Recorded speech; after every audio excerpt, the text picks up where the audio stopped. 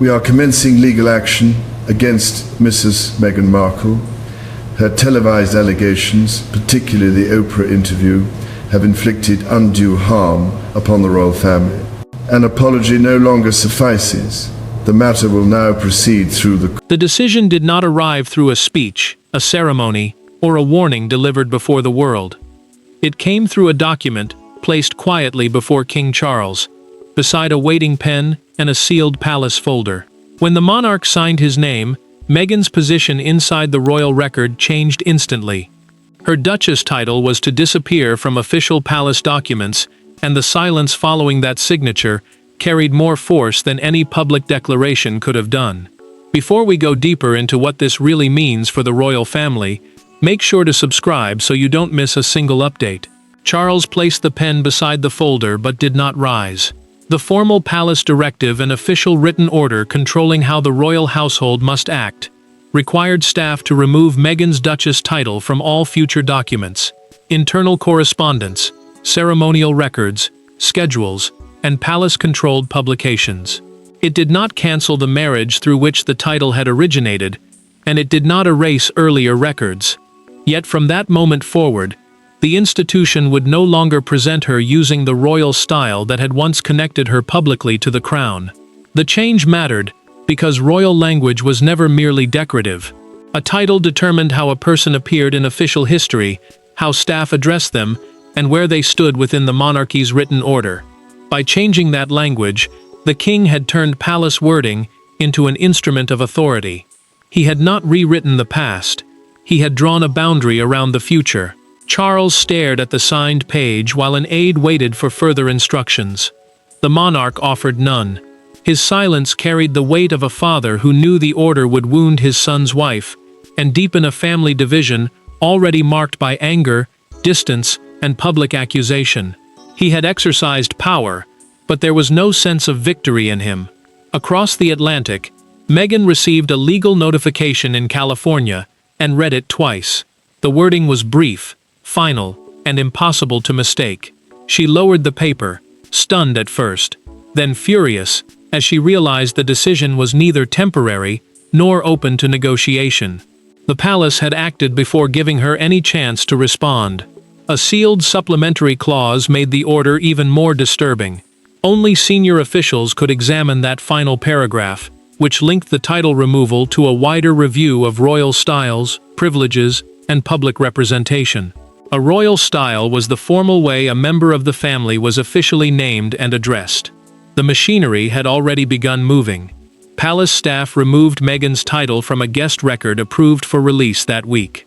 She turned to Harry and asked the question neither of them could avoid. Had he known? But as Meghan turned toward Harry and demanded the truth, the royal title ceased to be merely a matter of protocol.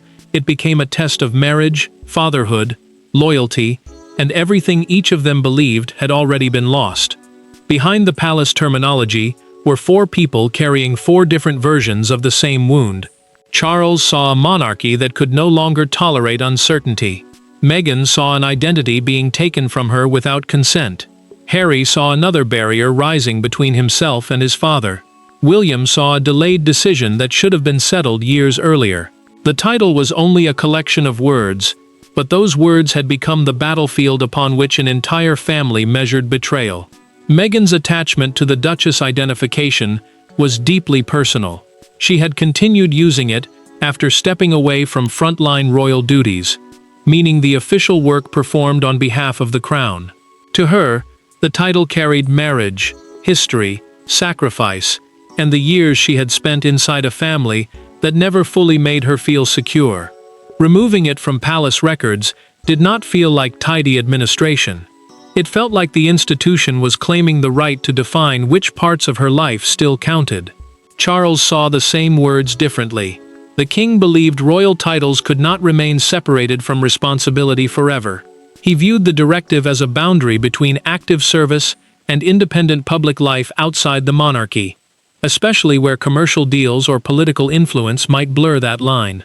In his mind, the order protected the crown. In Meghan's mind, it punished the woman. Harry stood in the kitchen holding the legal notification while his wife demanded an answer. He admitted that Charles had raised concerns before about how the title was being used, but insisted he had not known the final order had been signed. Meghan watched him carefully. His explanation sounded possible, yet the pain between them had already made trust fragile.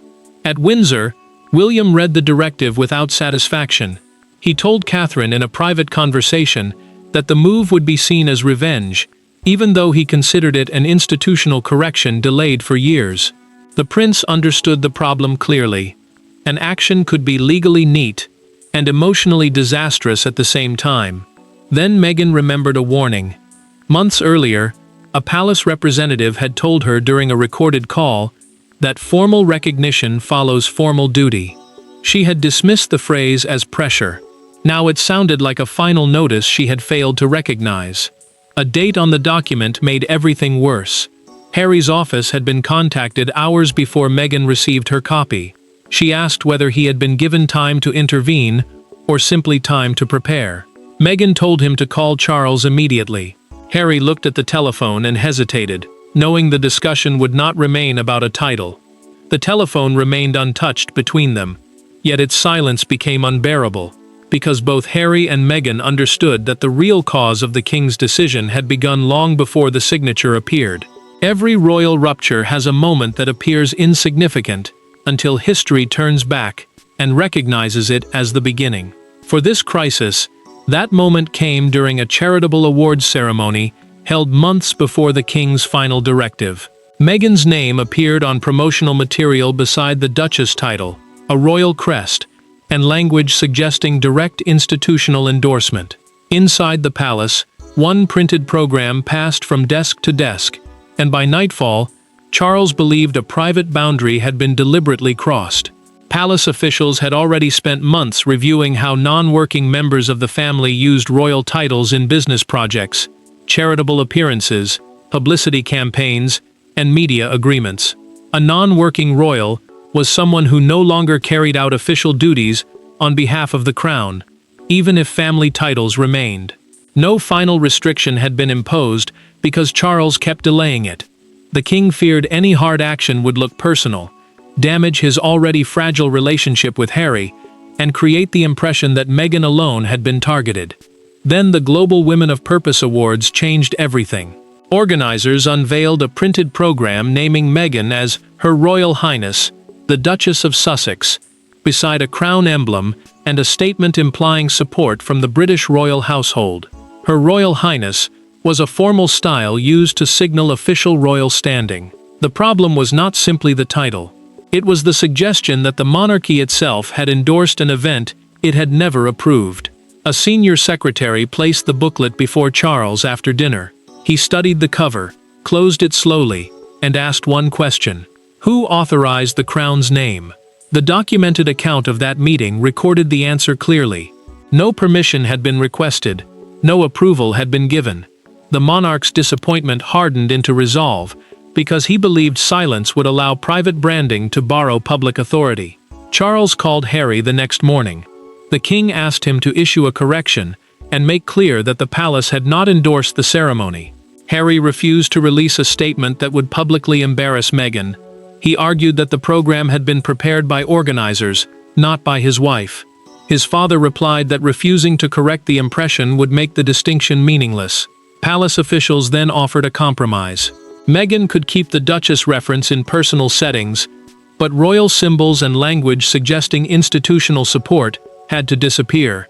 She rejected the proposal during a recorded legal conference, calling it an attempt to control an identity formed through her marriage. Weeks later, the disputed program entered the final review file placed before Charles. It became the document beside the pen, the proof that hesitation had failed, and the point from which the king would not retreat. And when Meghan learned that a single awards program had been preserved as evidence against her, she no longer wanted explanations from courtiers. She wanted to hear the decision defended by the king himself. There were no aides on the line, no prepared remarks, and no official record meant for public release. When Charles finally answered Harry's call, Meghan was already seated beside her husband, listening to every breath. What began as a demand for clarification became the confrontation the family had avoided for years. The king defended duty. Meghan defended dignity. Harry defended his wife. And with each carefully controlled sentence, the fragile space between father and son began collapsing under the weight of old accusations. Harry had refused the palace offer to speak through lawyers. He wanted his father directly, without courtiers shaping the exchange.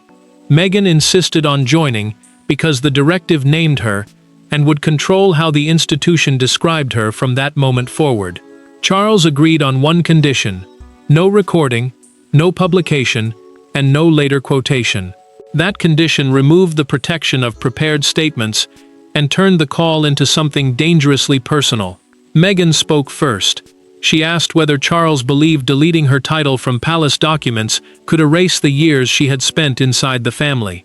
The king replied that the order was not erasure, it was separation. Royal recognition, he said, could not operate independently from royal responsibility, meaning official status could not be used without accepting the duties and limits attached to it. His answer was calm, but the distinction cut deeply. Harry broke in before his wife could respond. He accused Charles of choosing paperwork over reconciliation and control over family. The monarch's voice changed. He reminded his son that private compromises had been offered and rejected, including wording that preserved social use of the title while removing any suggestion of palace endorsement. Charles told him his responsibility extended beyond one marriage, one grievance, or one painful relationship. Then Meghan introduced the letter. She said earlier correspondence from a palace official confirmed her right to continue using the Duchess designation after stepping back. Charles did not deny the document existed. He explained that it covered social usage, the personal way a title could appear in private or public life, not institutional endorsement by the royal household. To Meghan, that sounded like a distinction created after the fact. To the king, it was the distinction upon which the entire dispute rested. The sealed clause entered the conversation next. Charles confirmed that it restricted royal styling across all palace-administered records and formed part of a broader policy review. Meghan's case, he insisted, was not isolated. Before the call ended, Harry asked whether his own title would be reviewed next. Charles paused. The call ended with no reconciliation and no withdrawal, but inside the palace, another figure was already examining how far the king's authority could reach, and whether the order could survive the challenge now certain to come. Royal power rarely announces itself with raised voices. It moves through precise language, approved records, signatures, and the people trusted to transform a monarch's intention into permanent practice. Charles may have signed the order, but its survival depended on William, senior secretaries, constitutional advisors, and a carefully constructed distinction between possessing a title and being recognized by the institution that gave it meaning. The directive controlled palace documents and official royal communications. A directive was a formal instruction, telling the royal household how to act. It could not dissolve Meghan's marriage, cancel every legal reference to her title, or rewrite the years in which she had served beside Harry. Yet it could end the institution's use of the Duchess styling, the formal wording by which a royal rank appeared in public records. That limit seemed narrow, but its influence reached much further. Palace language shaped invitations, ceremonial programs, charitable listings, diplomatic correspondence, and the court circular, the official daily record of royal engagements. Future archives would rely on those documents when describing Meghan's place after royal service. Remove the title there, and history itself would begin speaking differently. William understood that power as he sat alone with a marked copy of the order. His thumb moved across one disputed sentence while he considered the cost of supporting it. Agreement would make him appear vindictive toward Harry and Meghan. Opposition would suggest the monarchy could announce boundaries, but lacked the courage to enforce them. The prince wanted consistency, yet he knew consistency could still cause pain. Catherine challenged him during a private conversation. She asked whether every possible road toward reconciliation had truly been exhausted. William answered that compassion without limits eventually became confusion. Still, his hesitation exposed what his words concealed. He understood that Harry would not experience the directive as policy. His brother would experience it as rejection, Then Palace Council found the weakness. Earlier correspondence had used inconsistent language, creating room for Meghan to argue that officials had accepted her continued title usage after she stopped performing duties. Palace Council meant the legal advisors responsible for testing whether royal decisions could survive challenge. Their warning was direct. A rule written around one woman could look like punishment rather than principle. William proposed the solution.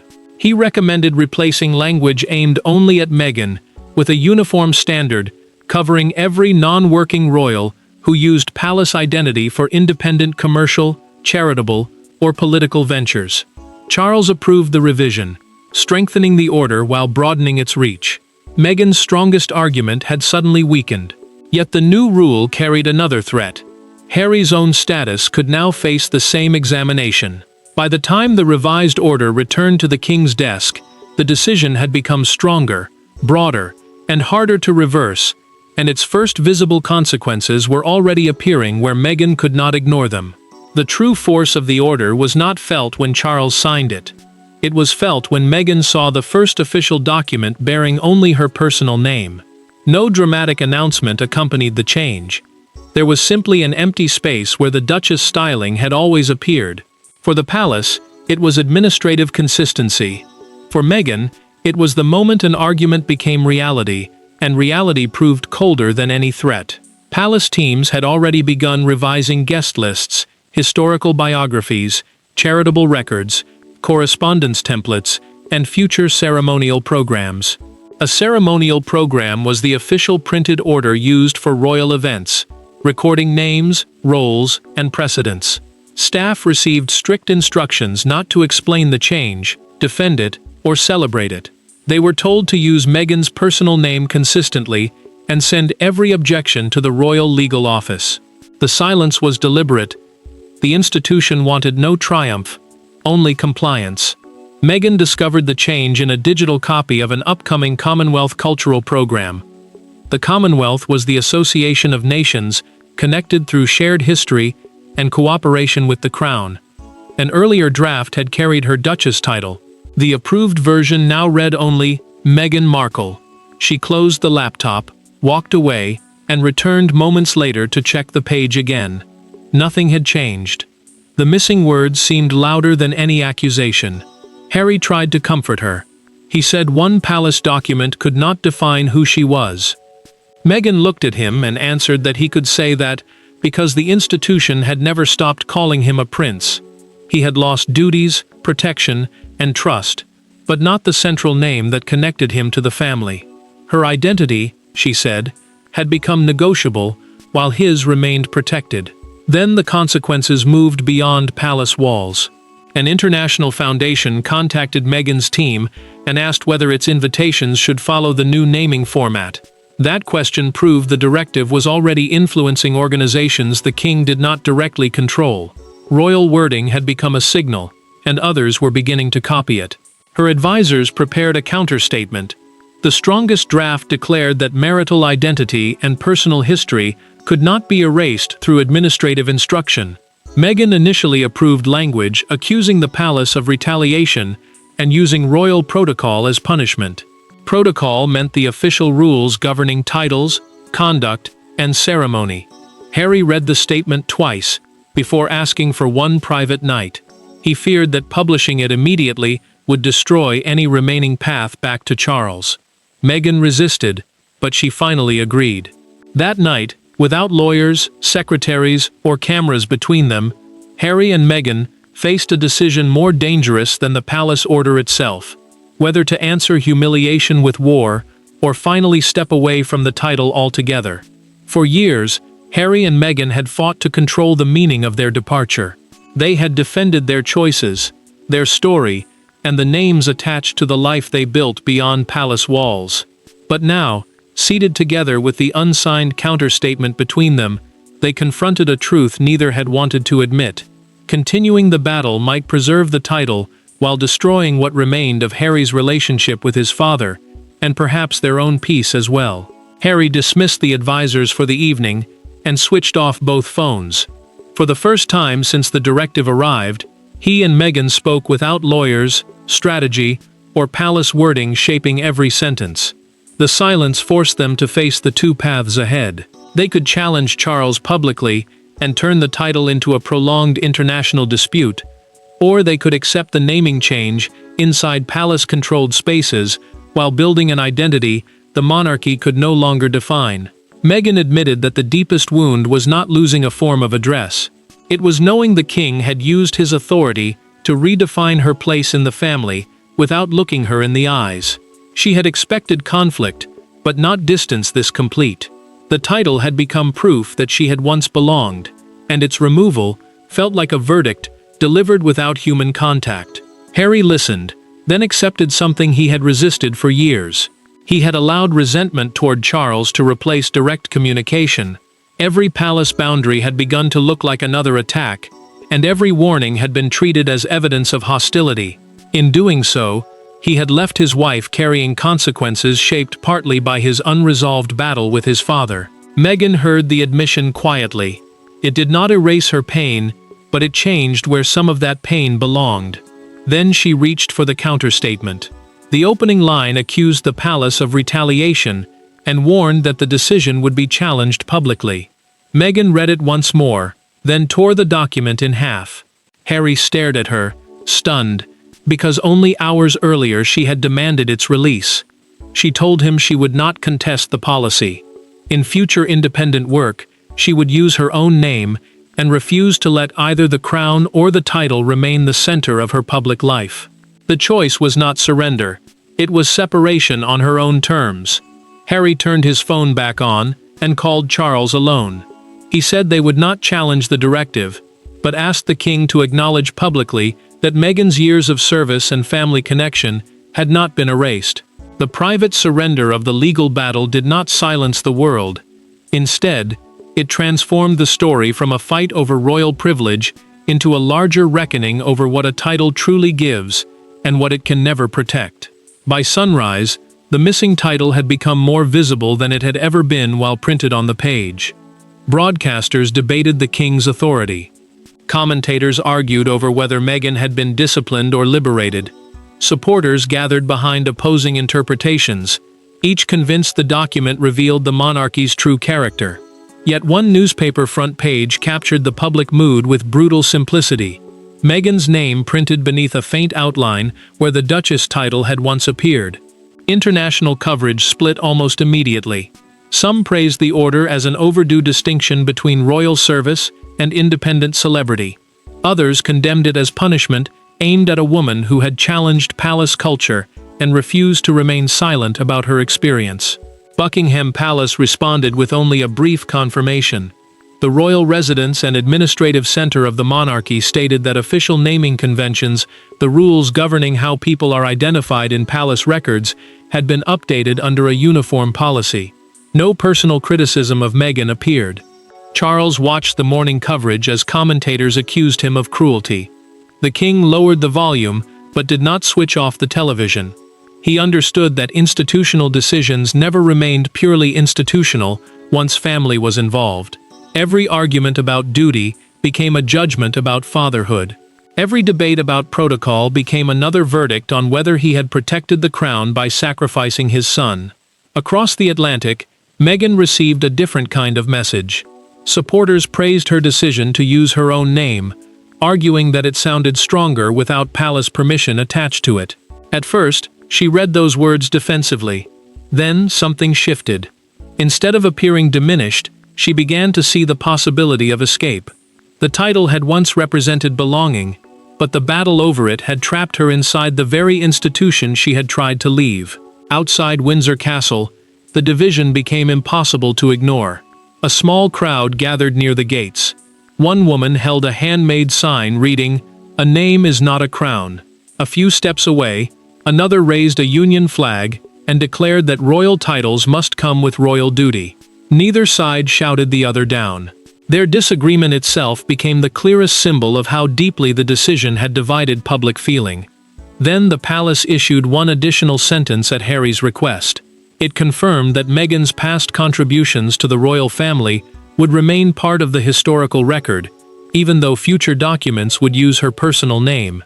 Charles had not reversed the order, but he had acknowledged that separation did not require erasure, and when the headlines began to fade, the family was left with something more permanent than a title dispute, a final boundary, a painful acceptance, and the possibility of peace without pretending the past had never happened. In the end, there was no triumphant winner standing above a defeated enemy. Charles kept control of the monarchy's official voice, but the decision cost him another measure of closeness with his son. Meghan lost recognition of the Duchess' styling within palace documents, yet gained the freedom to stop measuring her identity through royal approval. Harry could not undo the order, but he finally confronted the conflict he had carried between his father and his wife. Charles refused to reverse or suspend the directive. Palace-controlled records continued identifying Meghan by her personal name, confirming that royal styles, the formal titles used to show a person's official position, would remain tied to active institutional responsibility. The king had restored a clear boundary, yet he understood that clarity carried a painful cost. The monarchy's language was now settled, but the family behind it remained wounded. Meghan accepted the new reality without pretending it did not hurt. Her professional team updated future programs, biographies, and public materials, removing the Duchess designation and placing her own name at the center of her independent work. What had first felt like an erasure slowly became an act of separation. She no longer needed palace recognition to explain who she was or what she had built. Days after the public storm, Harry spoke privately with Charles again. Neither man apologized for every past choice, and neither attempted to rewrite years of resentment in a single call. The monarch simply told his son that enforcing a boundary did not mean withdrawing love. Harry did not answer immediately, but he stayed on the line. For father and son, that silence was not reconciliation. It was the first sign that reconciliation might one day become possible. Meghan chose dignity over retaliation. She rejected interviews designed to keep the confrontation alive and declined offers to turn the dispute into another public campaign. When a trusted advisor asked privately whether she felt stripped of something essential, she answered that no document could remove the life she had lived or the family she had built. Then the deeper truth emerged. The title she had defended as proof of belonging had become a chain tying her emotionally to the institution she had fought to escape. Charles had preserved royal authority, but the king also learned that power without empathy could protect the crown while damaging the people inside it. The palace record had changed, but the deeper verdict was human and complete. A title once meant to unite Meghan with the monarchy had become the symbol of their separation, and only when it was finally released could Charles, Harry, and Meghan begin living without asking those words to repair what they never could. Thanks for watching. Please don't forget to like and subscribe, and we will see you in next one.